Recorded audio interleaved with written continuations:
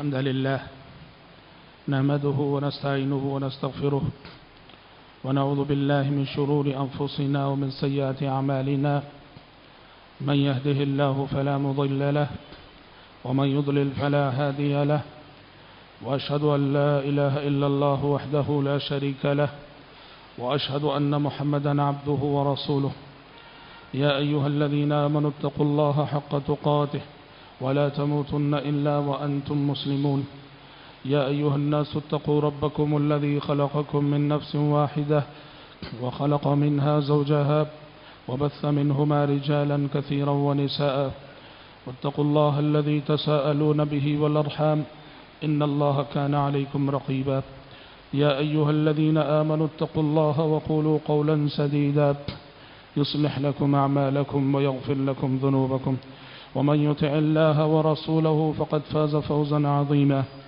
أما بعد فإن خير الحديث كتاب الله وخير الهدي هدي محمد صلى الله عليه وسلم وشر الأمور محدثاتها وكل محدثة بدعة وكل بدعة ضلالة وكل ضلالة في النار أعوذ بالله السميع العليم من الشيطان الرجيم من همزه ونفخه ونفسه ولقد خلقنا الإنسان ونعلم ما توسوس به نفسه ونحن أقرب إليه من حبل الوريد إذ يتلقى المتلقيان عن اليمين وعن الشمال قعيد ما يلفظ من قول إلا لديه رقيب عتيد وجاءت سكرة الموت بالحق ذلك ما كنت منه تحيد ونفخ في الصور ذلك يوم الوعيد وجاءت كل نفس معها سائق وشهيد لقد كنت في غفلة من هذا فكشفنا عنك غطاءك فبصرك اليوم حديد وقال قرينه هذا ما لدي عتيد ألقيا في جهنم كل كفار عنيد مناع للخير معتد مريب الذي جعل مع الله إلها آخر فألقياه في العذاب الشديد قال قرينه ربنا ما أطغيته ولكن كان في ضلال بعيد قال لا تختصموا لدي وقد قدمت إليكم بالوعيد ما يبدل القول لدي وما أنا بظلام للعبيد وقال عز وجل شهر رمضان الذي أنزل فيه القرآن هدى للناس وبينات من الهدى والفرقان فمن شهد منكم الشهر فليصم. حضرات، خطبہ مسنونہ کے بعد میں نے ابھی آپ کے سامنے سورۃ البقرہ کی وہ مشہور و معروف آیت پڑھی ہے جس میں اللہ تبارک و تعالیٰ نے ماہ رمضان میں قرآن مجید کے اتارے جانے کا تذکرہ فرمایا ہے. اللہ نے کہا کہ شہر رمضان الذی انزل فیہ القرآن، کہ رمضان کا مہینہ وہ بابرکت مہینہ ہے کہ جس میں قرآن اتارا گیا. ہدی للناس، جس قرآن میں لوگوں کی ہدایت کا سامان موجود ہے. وبینات من الہدی والفرقان، اور جس قرآن میں ہدایت کی دلیلیں ہیں، حق و باطل میں تمیز کرنے والے براہین موجود ہیں. فمن شہد منکم الشہر فلیصم، تو لہذا جو کوئی یہ مہینہ پالے اسے روزہ رکھنا چاہیے.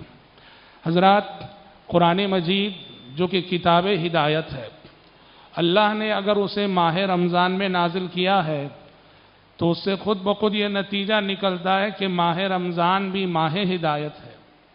کتاب ہدایت جس مہینے میں نازل ہو وہ مہینہ بھی ماہ ہدایت ہوگا، ہدایت کا مہینہ ہوگا.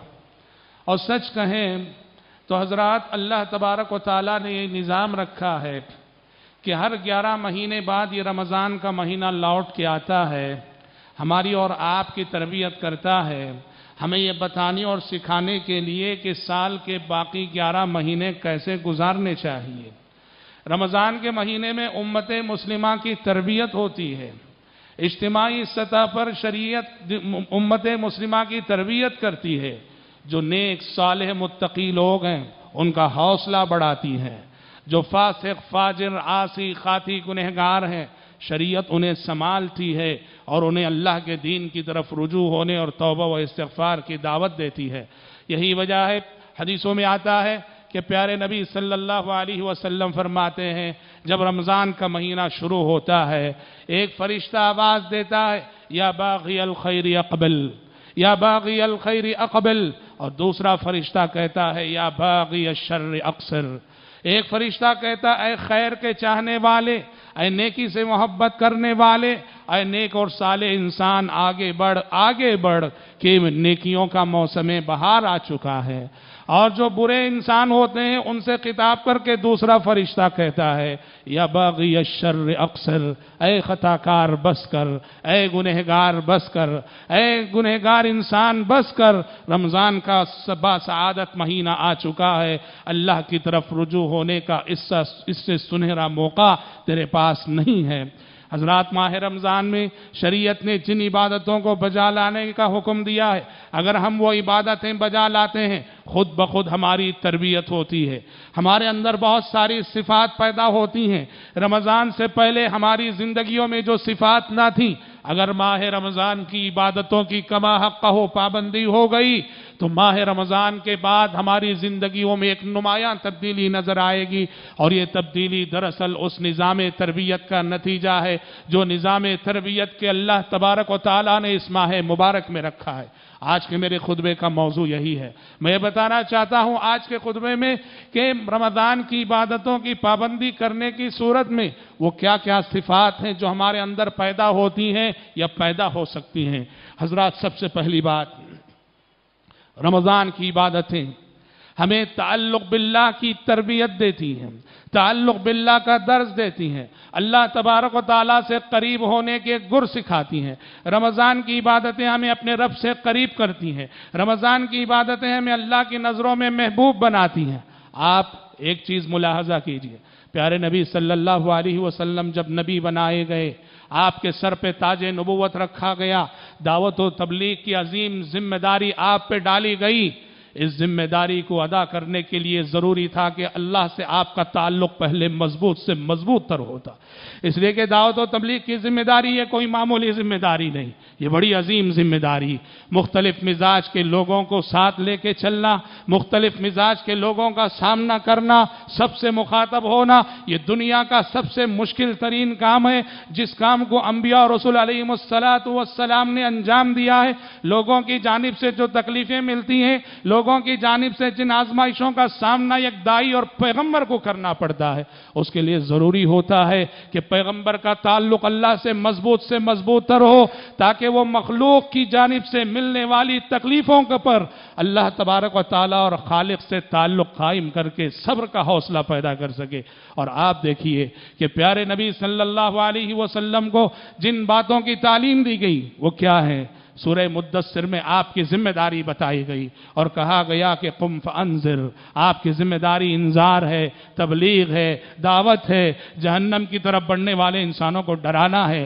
لیکن اس انذار کی ذمہ داری سے پہلے پیارے نبی کو بتایا گیا کہ اس دعوت کے مرحلے کے لیے تیاری کیا ہے، جس سے آپ اپنے رب سے قریب ہو سکیں، جس سے آپ اپنا تعلق اللہ سے مضبوط کر سکیں۔ سورہ مزمل میں بنیادی طور پہ 3 عبادتیں بتائی گئیں۔ یا ایھا المزمل قم اللیل الا قلیلا نصفه او انقص منه قلیلا او زد علیہ ورتل القرآن ترتیلا انا سنلقی علیک قولا ثقیلا ان ناشئة اللیل هی اشد وطئا واقوم قیلا ان لک فی النہار سبحا طویلا واذکر اسم ربک وتبتل الیہ تبتیلا۔ اللہ سے پیغمبر کے تعلق کو مضبوط کرنے کے لیے پیغمبر کو حکم دیا گیا کہ اے پیغمبر 3 عبادتیں ہیں جن کا خاص اہتمام اب آپ کو کرنا ہے۔ پہلی عبادت قم اللیل الا قلیلا، قیام اللیل، جسے غیر رمضان میں تہجد کا نام دیا جاتا ہے اور رمضان میں تراویح کا نام دیا جاتا ہے۔ پیارے نبی صلی اللہ علیہ وسلم کو نبوت اور رسالت کی ذمہ داری کی ادائیگی کے لیے پہلی تیاری جس کا حکم دیا جا رہا ہے قیام اللیل ہے، تہجد کا اہتمام ہے، قم اللیل الا قلیلا۔ اور دوسری ذمہ داری، دوسرا وظیفہ کہا کہ ورتل القرآن ترتیلا، قرآن مجید کی تلاوت، آسمان سے جو وحی نازل ہو رہی ہے، آسمان سے جو قرآن نازل ہو رہا ہے، اس قرآن کو بار بار پڑھنا، ٹہر کر پڑھنا، تدبر کے ساتھ پڑھنا، غور و فکر کے ساتھ پڑھنا۔ اور اللہ سے تعلق کی مضبوطی کے لیے جو تیسرا نسخہ اور تیسرا وظیفہ بتایا گیا وہ ہے وَاذْكُرِ اسْمَ رَبِّكَ وَتَبَتَّلْ إِلَيْهِ تَبْتِيلًا، اللہ تبارک و تعالیٰ کا ذکر۔ نبوت اور رسالت کی ذمہ داری کی ادائیگی کے لیے، اللہ سے تعلق کو مضبوط کرنے کے لیے تہجد کا حکم ہوا، تلاوت قرآن مجید کا حکم ہوا، اللہ کے ذکر کا حکم ہوا۔ غور کرو کہ ماہ رمضان میں یہ تینوں عبادتیں موجود ہیں۔ ماہ رمضان میں ان تینوں عبادتوں کے کرنے کا حکم ہر بندہ مومن کو دیا گیا۔ یہ تہجد کا مہینہ ہے، یہ قیام اللیل کا مہینہ ہے، یہ تراویح کا مہینہ ہے، یہ قرآن کا مہینہ ہے، یہ تلاوت کا مہینہ ہے، یہ اللہ کے ذکر کا مہینہ ہے، یہ اللہ سے مانگنے کا مہینہ ہے، یہ دعاؤں کا مہینہ ہے۔ سبحان اللہ، نبوت اور رسالت کی جو تیاری تھی، نبوت اور رسالت کے لیے جو تیاری تھی، وہ تیاری گویا ایک اعتبار سے ایک پیغمبر دعوت و تبلیغ کے لیے جو تیاری کرتا ہے، ویسی تیاری اللہ تبارک و تعالی بندہ مومن سے اس مہینے میں کراتا ہے کہ جیسے تمہارے نبی نے تہجد پڑھی تم بھی پڑھو، جیسے تمہارے نبی نے قرآن کی تلاوت کی تم بھی قرآن کی تلاوت کرو، اور جیسے تمہارے نبی نے اللہ کا ذکر کیا اللہ سے مانگتے رہے تم بھی اللہ کا ذکر کرو اور اس سے مانگتے رہو۔ تو حضرات اس طرح ماہ رمضان کا یہ مبارک مہینہ اللہ سے تعلق کا سبق دیتا ہے، اللہ سے قریب ہونے کا درس دیتا ہے، تعلق باللہ کی تربیت ہمیں ملتی ہے کہ کیسے ایک بندہ اللہ سے رب العالمین سے اپنا تعلق قائم کر سکتا ہے اور کیسے اپنے تعلق کو استوار کر سکتا ہے۔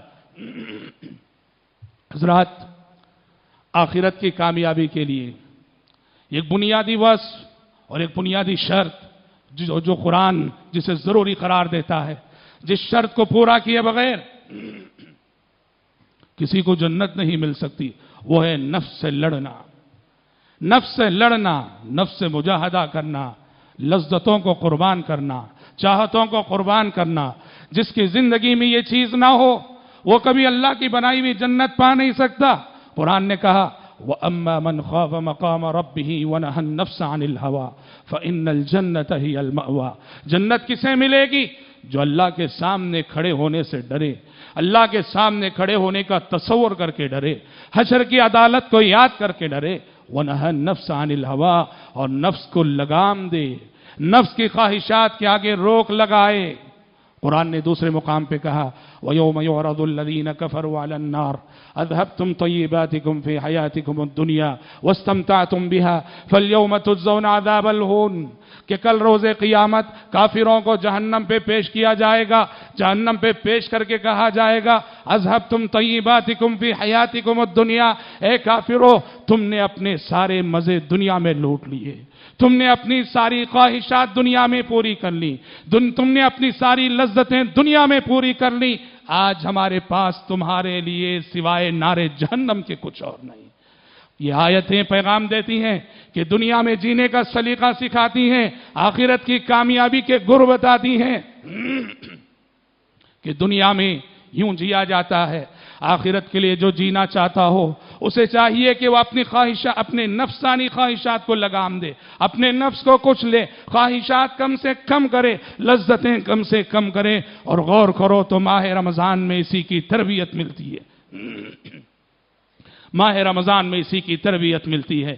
انسانی نفس اس کی بڑی چاہتیں ہیں، اس کی بڑی خواہشات ہیں، اس کی بڑی ارمانیں ہیں، لیکن روزے کے ذریعے سے اس نفس کو کچلا جاتا ہے، روزے کے ذریعے سے اس نفس کو لگام دی جاتی ہے۔ یہ نفس کھانا چاہتا ہے لیکن بندہ مومن کھاتا نہیں، یہ نفس پینا چاہتا ہے لیکن بندہ مومن پیتا نہیں، یہ نفس گناہ کرنا چاہتا ہے لیکن روزے کی وجہ سے بندہ مومن کرتا نہیں۔ دیکھو کہ نفس کو کیسے لگام دیا جاتا ہے، نفس کی کیسے تربیت ہوتی ہے۔ تو گویا سال کے بقیہ 11 مہینوں کے لیے اللہ تبارک و تعالیٰ اس مہینے میں انسانی نفس کی تربیت کرتا ہے ماہ رمضان کی عبادتوں کے ذریعے سے۔ حضرات، انسانی زندگی میں 2 شہوتیں ایسی ہیں جو بڑی خطرناک ہیں، 2 شہوتیں ایسی ہیں جو بڑی خطرناک ہیں، اور ماہ رمضان ان دونوں شہوتوں کو حد اعتدال میں رکھنے کی تربیت کرتا ہے۔ ایک شہوت ہے جسے شہوت البطن کہا جاتا ہے، پیٹ کی شہوت۔ انسان اگر پیٹ کی شہوت میں مبتلا ہو جائے وہ کھانے کو مقصد حیات بنا لیتا ہے، کھانا گویا مقصد زندگی بن جاتا ہے، اور وہ اس آیت کا مصداق ہو جاتا ہے وَيَأْكُلُونَ كَمَا تَأْكُلُ الْأَنْعَامُ وَالنَّارُ مَثْوًى لَهُمْ، کہ اس دنیا میں کچھ لوگ ہیں جیتے ہیں کھانے کے لیے، جیتے ہیں کھانے کے لیے، کھانا مقصد حیات ہے، اور کھاتے ایسے ہیں جیسے جانور کھایا کرتے ہیں۔ شہوت بطن اگر حد میں نہ رہے، شہوت بطن اگر حد میں نہ رہے، پیٹ کی شہوت اگر حد اعتدال میں نہ رہے، انسان حلال و حرام کی تفریق نہیں کرتا جائز و ناجائز کی تمیز نہیں کرتا، اسے بس بھوک مٹانا ہے، بھوک مٹانا ہے، بھوک مٹانا ہے، چاہے لقمہ حلال سے مٹے کہ لقمہ حرام سے مٹے۔ شریعت نے کہا ما ملأ ابن آدم وعاء شرا من بطنہ، ما ملأ ابن آدم وعاء شرا من بطنہ، ابن آدم نے اپنے پیٹ سے برا کوئی اور برتن نہیں بھرا ہے، ابن آدم نے اپنے پیٹ سے بدتر کوئی اور برتن نہیں بھرا ہے۔ غور کرو، اللہ تبارک و تعالی روزے کی عبادت کے ذریعے سے صبح سے شام تک ہمیں بھوکا رکھتا ہے، صبح سے شام تک بھوکا رکھتا ہے۔ ہمارے سامنے کھانے کی لذتیں ہیں، پینے کی لذتیں ہیں، عمدہ غذائیں ہیں، لیکن ہم لیتے نہیں ہیں، ہم کھاتے نہیں ہیں۔ ہمارا یہ روزہ ہمیں سبق دیتا ہے، زندگی میں بھوکے رہ جاؤ مگر لقمہ حرام کو پیٹ میں جانے نہ دو، لقمہ حرام کو پیٹ میں جانے نہ دو۔ زندگی میں اگر لقمہ حلال نہیں ملتا ہے اور لقمہ حلال نہیں ملتا ہے، جس قدر ملے اسی پہ اکتفا کرو، اسی پہ بس کرو، لقمہ حرام کو اپنے پیٹ میں جگہ نہ دو۔ روزے کے ذریعے سے اس کی تربیت ملتی ہے، ہم بھوکے رہیں گے مگر کھائیں گے وہی جو اللہ تبارک و تعالیٰ نے کھانے کا حکم دیا ہے، ہم پیاسے رہیں گے مگر پیئیں گے وہی جس کے پینے کا اللہ تبارک و تعالیٰ نے حکم دیا ہے۔ اپنی پیٹ کی شہوت کے لیے، پیٹ کی بھوک مٹانے کے لیے اللہ کی حرام کردہ چیز کو کبھی ہم اپنا لقمہ نہیں بنائیں گے۔ جہاں شہوت البطن کی تربیت ہوتی ہے وہیں حضرات شہوت الفرج جسے کہا جاتا ہے، جنسی شہوت، جنسی لذتیں، اور یہ بھی اگر انسان بے قابو ہو جائے، حد اعتدال سے آگے بڑھ جائے تو نعوذ باللہ یہیں سے انسان بدکاری اور زنا کے راستے پہ جاتا ہے۔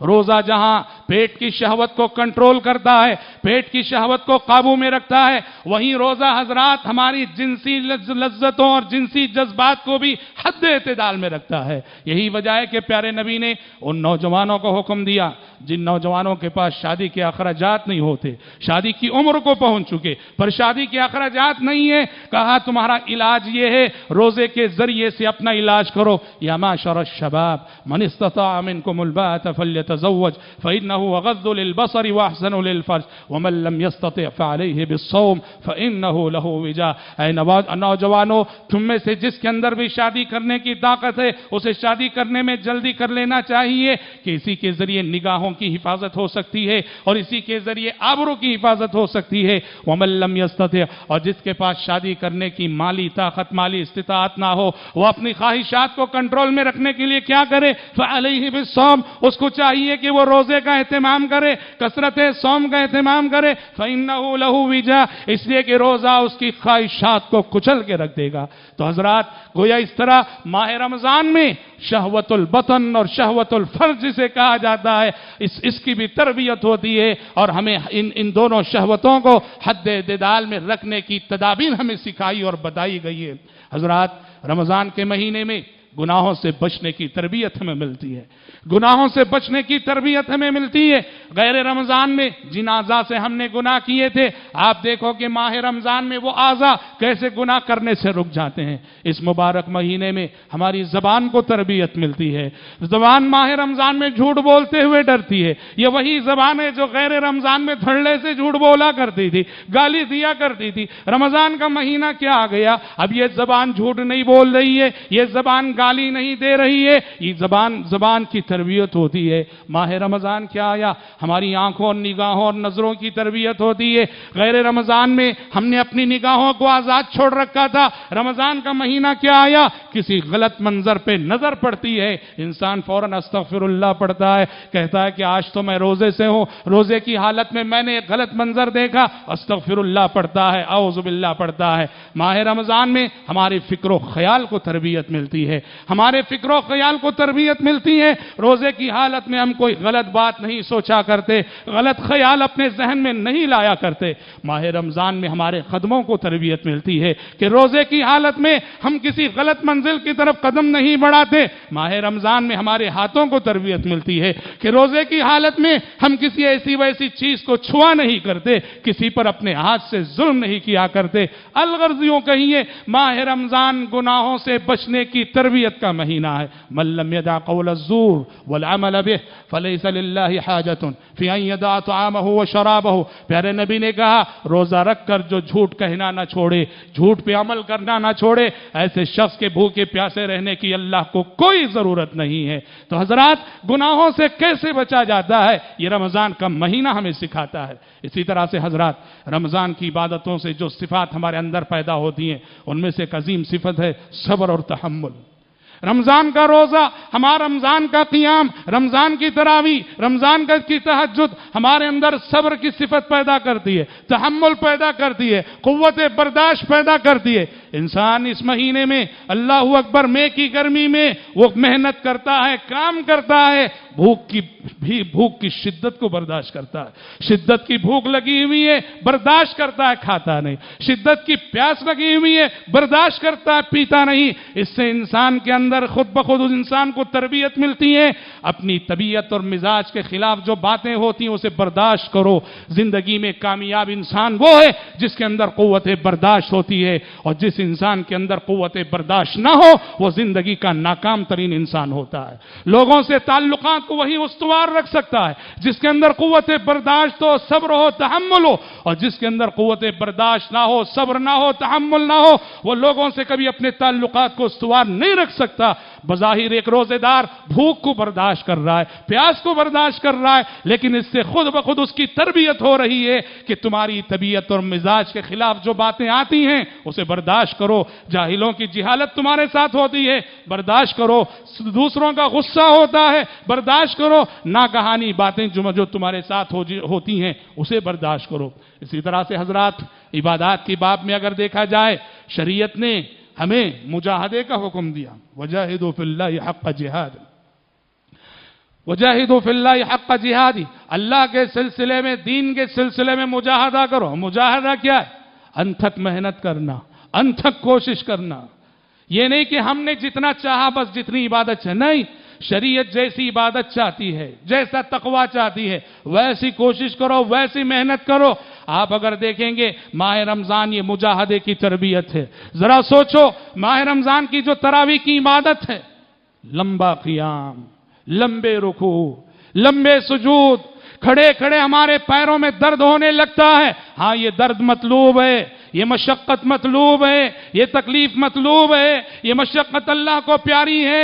ہمارے پیر درد کر رہے، اللہ کے سامنے ہم کھڑے ہیں، اللہ کا کلام ہم سن رہے ہیں، یہ مشقت مطلوب ہے۔ پیارے نبی صلی اللہ علیہ وسلم سے کہا گیا، اے اللہ کے نبی آپ کے تو اگلے پچھلے سارے گناہ معاف کر دیے گئے، پھر اس قدر عبادت کرنے کی کیا ضرورت کہ پاؤں مبارک میں ورم آ جا رہا، پاؤں مبارک میں ورم آ جا رہا ہے، اتنا قیام آپ کر رہے ہیں، آپ کے پیر کھڑے کھڑے موٹے ہو جا رہے ہیں۔ آپ نے کہا افلا اکون عبدا شکورا، افلا اکون عبدا شکورا، کیا میں اللہ تبارک و تعالیٰ کا شکر گزار بندہ نہ بنوں؟ حضرات مجاہدہ اسی کو کہتے ہیں۔ عبادت کے راستے میں، بندگی کے راستے میں جو تکلیفیں آتی ہیں ان تکلیفوں کو خوشی خوشی گوارا کرنا، خوشی خوشی ان مشقتوں کو برداشت کرنا۔ وَلِرَبِّكَ فَاصْبِرْ، صبر کرو اللہ کے لیے، برداشت کرو اللہ کے لیے، مجاہدہ کرو اللہ کے لیے۔ اس طرح ماہ رمضان کی عبادتیں ہمیں مجاہدے کی تربیت دیتی ہیں۔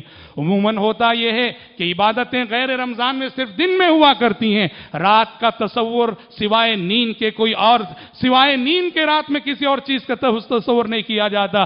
ماہ رمضان آ کے درس دیتا ہے کہ رات یہ عبادت کا بہترین موقع ہے، رات کے لمحات، رات کی ساعتیں، رات کی گھڑیاں یہ اللہ سے قریب ہونے کا بہترین لمحہ ہے۔ لہٰذا قربان کرو اپنی نیند کو، قربان کرو اپنے آرام کو، قربان کرو اپنے بستر کو، اٹھو اپنی گناہوں پہ رو رو کے اپنے رب کو منا لو، اپنے رب سے مانگو، اپنے رب کے آگے ہاتھ پھیلاؤ، اپنے رب کے کلام کی تلاوت کرو، اپنے رب کے آگے قیام کرو۔ ماہ رمضان اس طرح ہمیں مجاہدے کی تعلیم دیتا ہے، مجاہدے کا سبق دیتا ہے۔ اسی طرح سے حضرات ماہ رمضان کی اس درسگاہ سے، ماہ رمضان کی اس تربیت گاہ سے جو سبق لے کے ہم نکلتے ہیں ان میں سے ایک سبق ہے انسانیت نوازی کا سبق، انسانیت نوازی کا سبق، غریبوں سے ہمدردی کا سبق، مسکینوں اور مجبوروں سے غمخواری کا سبق۔ ماہ رمضان یہ تربیت بھی ہمیں کرتا ہے۔ کہا کہ جہاں اللہ تعالیٰ کے حقوق تم تراویح کے ذریعے ادا کر رہے ہو، روزے کے ذریعے ادا کر رہے ہو، وہیں زکوٰۃ کے ذریعے اور نفلی صدقات کے ذریعے، صدقہ فطر کے ذریعے مخلوق کے حق کو ادا کرنا نہ بھولو۔ روزہ ہمیں جہاں اللہ تبارک و تعالیٰ کے حقوق کی یاد دلاتا ہے، روزہ ہمیں وہیں بندوں کے حقوق کی بھی یاد دہانی کرتا ہے کہ اے مالدار انسان، سال کے 11 مہینے تو کبھی بھوکا نہ رہا، سال کے 11 مہینے تو پیاسا نہ رہا، تجھے غریبوں کی بھوک اور پیاس کا احساس نہیں رہا، لیکن رمضان کا مہینہ جب آیا، صبح سے شام تک تو بھوکا رہا، صبح سے شام تک تو بھوکا رہا، اور تیرے اندر یہ احساس پیدا ہوا کہ بھوک کی تکلیف کسے کہتے ہیں، پیاس کی تکلیف کسے کہتے ہیں، اور یہ احساس ایک دوسرے احساس کو جنم دیتا ہے۔ ایک مہینہ میں بھوکا پیاسا رکھ کر اتنا پریشان ہو، بیچارے وہ غریب، بیچارے وہ یتیم، بیچاری وہ بیوائیں، بیچارے وہ مسکین جن کے سال کے 12 مہینے اسی بھوک اور پیاس میں گزرتے ہیں، ان کا کیا ہوگا؟ یہیں سے حضرات ماہ رمضان غمخواری کا درس دیتا ہے، ہمدردی کا درس دیتا ہے، غریب پروری کا درس دیتا ہے۔ جو رمضان کے روزے رکھے اور غریبوں سے ہمدردی کا سبق نہ لے، سمجھو کہ اس نے رمضان کے روزوں سے پوری طرح جو سیکھنا تھا وہ سیکھا نہیں ہے۔ اللہم انی اسألک فعل الخیرات وترک المنکرات وحب المساکین۔ اے اللہ، میں تجھ سے بھلے کاموں کے کرنے کی توفیق مانگتا ہوں، برے کاموں سے بچنے کی توفیق مانگتا ہوں، اور اے اللہ میں تجھ سے غریبوں کی محبت مانگتا ہوں۔ میرے دل میں غریبوں، یتیموں، بیواؤں، مجبوروں کی محبت ڈال دے۔ حب المساکین پیدا کرنے کا مہینہ ہے۔ یہ وہ عبادتیں ہیں جو ہمارے دلوں میں غریبوں، مسکینوں کی محبت پیدا کرتی ہیں۔ اسی طرح سے حضرات، قصہ مختصر، خلاصہ کلام اگر ہم کہیں، بات کو مختصر کر کے کہنا چاہیں تو بنیادی نقطہ اس میں یہی ہے کہ سال کے 11 مہینے ہماری توجہ زیادہ جسم پر ہوتی ہے، لیکن ماہ رمضان یہ روح کا مہینہ ہے۔ ماہ رمضان یہ روح کا مہینہ ہے۔ انسان جسم اور روح سے بنا ہے، انسان جسم اور روح سے بنا ہے۔ جسم کے بھی تقاضے ہوتے ہیں، روح کے بھی تقاضے ہوتے ہیں۔ جسم کو جیسے بھوک لگتی ہے، روح کو بھی بھوک لگتی ہے۔ جسم کو جیسے پیاس لگتی ہے، روح کو بھی پیاس لگتی ہے۔ جسم جیسے بیمار ہوتا ہے، روح بھی بیمار ہوتی ہے۔ جسم جیسے صحت مند ہوتا ہے، روح بھی صحت مند ہوتی ہے۔ جسم جیسے طاقتور ہوتا ہے، روح بھی طاقتور ہوتی ہے، اور جسم جیسے کمزور ہوتا ہے، روح بھی کمزور ہوتی ہے۔ رمضان کا مہینہ آتا ہے روح کو قوت بخشنے کے لیے، رمضان کا مہینہ آتا ہے روح کو طاقت بخشنے کے لیے، روح کو صحت بخشنے کے لیے۔ یہاں جسم تو بھوکا رہتا ہے، یہاں جسم تو بھوکا رہتا ہے، مگر روح کو خوب غذا مل رہی ہے۔ کس شکل میں مل رہی ہے؟ قرآن کی تلاوت کی شکل میں روح کو غذا مل رہی ہے، اللہ کے ذکر کی شکل میں روح کو غذا مل رہی ہے، دعا و مناجات کی شکل میں روح کو غذا مل رہی ہے، غریبوں سے ہمدردی کی شکل میں روح کو غذا مل رہی ہے، اعتکاف کی شکل میں روح کو غذا مل رہی ہے، روزوں کی شکل میں روح کو غذا مل رہی ہے۔ اور یاد رہے، انسان نام ہے اصل میں روح کا، انسان نام ہے اصل میں روح کا۔ روح اگر طاقتور ہو تو کمزور جسم کے باوجود انسان طاقتور کہلائے گا، لیکن اگر روح کمزور ہو جائے تو روح کی کمزوری کے ساتھ طاقتور جسم بھی بے معنی ہے۔ روح اگر صحت مند ہو تو بیمار جسم رہ کر بھی انسان صحت مند کہلائے گا، لیکن اگر روح بیمار ہو جائے صحت مند جسم رکھ کر بھی انسان بیمار کہلائے گا۔ تو ماہ رمضان کا یہ مہینہ روح کی تربیت کا مہینہ ہے۔ حضرات، رمضان کا یہ جو مہینہ آیا ہوا ہے، غنیمت جانو، غنیمت جانو۔ اس مہینے میں زیادہ سے زیادہ اللہ کی عبادت کرو، اس مہینے کی عبادتوں کا اہتمام کرو، اور جہاں تک ہو سکتے اور ساری مشغولیتوں کو کم سے کم کرنے کی کوشش کرو۔ یہ وہ مبارک مہینہ ہے کہ جس مہینے کی آمد پر ہمارے اسلاف کا معمول یہ تھا کہ وہ اپنے درس کے حلقات بند کر دیتے، وہ تعلیم و تعلم کا سلسلہ روک دیتے، کہتے تعلیم و تعلم کے لیے سال کے 11 مہینے ہیں، پڑھنے پڑھانے کے لیے سال کے بقیہ 11 مہینے ہیں، یہ خاص عبادات کا مہینہ ہے۔ ماہ رمضان جب آتا تھا وہ تعلیم و تعلم کا سلسلہ روک کر عبادتوں میں مصروف ہو جاتے، قرآن کے ساتھ مشغول ہو جاتے۔ لہذا سال کے 11 مہینے کاروبار کے لیے، بزنس کے لیے، تجارت کے لیے رکھو، لیکن یہ مہینہ جب آیا ہے زیادہ سے زیادہ کوشش کرو کہ اللہ تبارک و تعالیٰ کی زیادہ سے زیادہ عبادت کر سکو۔ اور حضرات، اپنے گھر کی خواتین پہ رحم کرو، اپنے گھر کی خواتین پہ رحم کرو۔ گھر کی خواتین پہ رحم کرنے کا مطلب یہ ہے کہ ماہ رمضان میں ان پہ اتنا بوجھ نہ ڈالو کہ ان کے پورے لیل و نہار اور ان کا پورا رمضان کا مہینہ پکانے کھلانے میں گزر جائے۔ اور یہ ظلم ہم کرتے ہیں عورتوں پر، یہ ظلم ہم کرتے ہیں ہم خواتین پر۔ انہیں بھی تلاوت کرنے کے لیے وقت ملے، انہیں بھی ذکر کرنے کے لیے وقت ملے، انہیں بھی تراویح پڑھنے کے لیے وقت ملے، وہ بھی تراویح پڑھنے کے لیے مسجد کو آ سکیں۔ اپنی خواتین پہ ایسا بوجھ نہ ڈالو کہ رمضان کا احترام ان سے نہ ہو سکے، رمضان کی عبادتوں کے لیے وہ وقت نہ نکال سکیں۔ اپنی خواتین پہ للہ ایسا بوجھ نہ ڈالو، اپنی لذتوں کو قربان کرو، گھر کی خواتین کے لیے بھی عبادت کے لیے موقع دو۔ حضرات، اس مہینے میں روزوں کا اہتمام کرو۔ اچھی بات نہیں کہ توانا انسان ہے، تندرست انسان ہے، کھاتا پیتا انسان ہے اور وہ روزہ چھوڑ رہا ہے، بغیر روز رکھے روزہ چھوڑ رہا ہے۔ روزہ خوری بہت بری صفت ہے، بہت بری بلا ہے، کبیرہ گناہ ہے۔ ڈرنا چاہیے ان لوگوں کو جو صحت مند رہتے ہوئے بھی بغیر عذر شرعی کے روزہ چھوڑتے ہیں اور روزہ خوری کے شکار ہیں۔ اللہ سے ڈرنا چاہیے ایسے انسانوں کو۔ اسی طرح سے میرے بھائی، ماہ رمضان میں قیام اللیل کا اہتمام کرو۔ من قام رمضان ایمانا واحتسابا غفر له ما تقدم من ذنبه۔ پیارے نبی نے فرمایا، جو ایمان و یقین کے جذبے کے ساتھ اجر و ثواب کی نیت لیے ہوئے رمضان میں تراویح کا اہتمام کرے، قیام اللیل کرے، اس کے پچھلے گناہ بخش دیے جاتے ہیں۔ من قام لیلۃ القدر ایمانا واحتسابا غفر له ما تقدم من ذنبه۔ اور جو خاص لیلۃ القدر کے قیام کا اہتمام کرے، اس کے بھی پچھلے گناہ بخش دیے جاتے ہیں۔ اپنی تراویح کے ذریعے ان فضیلتوں کو حاصل کرنے کی کوشش کرو۔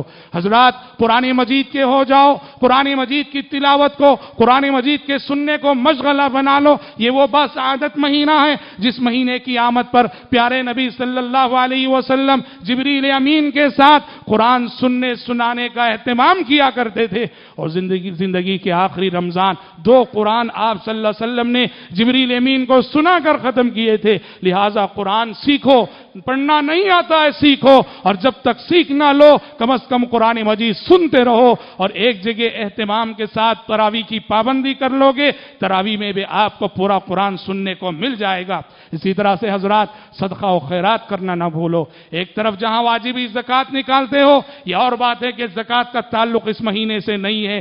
جب آپ کے مال پہ سال پورا ہوا تب زکوٰۃ نکالنی ہے، لیکن پہلے سے بھی مسلمانوں میں یہ رواج رہا ہے کہ مالدار عموماً اس مہینے میں زکوٰۃ نکالتے ہیں۔ اچھی بات ہے، نکالنا چاہیے۔ واجبی زکوٰۃ بھی نکالو، نفلی صدقات و خیرات کا بھی اہتمام کرو۔ یہ وہ مہینہ ہے جس مہینے میں پیارے نبی کی سخاوت اجود من الريح المرسلہ، تیزۃ آندھی سے زیادہ آپ کی سخاوت اور فیاضی تیز ہوتی تھی۔ اللہ سے مانگو۔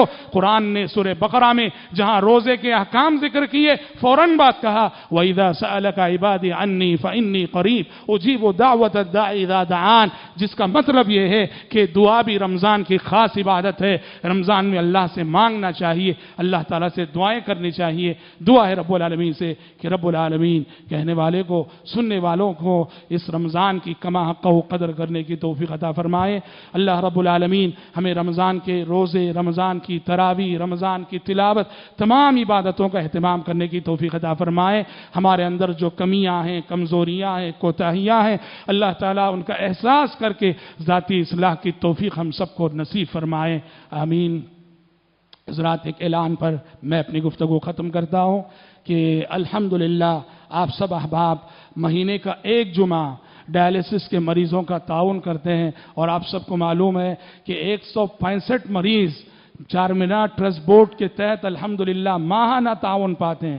165 مریض جن کا خرچ جو ہے 1.5 لاکھ روپے ماہانہ ہے، اور ابھی پتا چلا 165 مریضوں کو تو ہمارے بورڈ کے تحت تعاون دیا جا رہا ہے، مزید 50 مریض درخواست دیے ہوئے ہیں، مزید 50 مریض جو ڈائلیسس میں۔ اور آپ کو معلوم ہے کہ ڈائلیسس کیسا وہ گردے کی جو بیماری ہے، انسان کسی کام کا نہیں رہ جاتا، محنت نہیں کر سکتا، کوشش نہیں کر سکتا، اس کی نوکری چھوٹ جاتی ہے، کام پہ جہاں ہوتا ہے وہاں سے اسے نکال دیا جاتا ہے، اور پھر ڈائلیسس کا ہر ہفتہ اس کا خرچ بڑی مشکل میں وہ گھرانہ آ جاتا ہے۔ جس گھرانے کا سرپرست ڈائلیسس کی آفت میں مبتلا ہو جائے، آج کے جمعہ کا یہ تعاون چندہ ڈائلیسس کے ان مریضوں کے لیے خاص کیا گیا ہے۔ میں آپ سے گزارش کرتا ہوں رمضان کے اس بابرکت مہینے میں، ان مبارک ساعتوں میں، ان مبارک ایام میں ڈائلیسس کے ان مریضوں کے لیے زیادہ سے زیادہ تعاون دیتے ہوئے جائیں۔ اللہ تعالیٰ آپ کے صدقات و خیرات کو قبول فرمائے، آمین۔ بارک اللہ لنا ولکم فی القرآن العظیم ونفعنا وإياكم بما فيه من الآيات والذكر الحكيم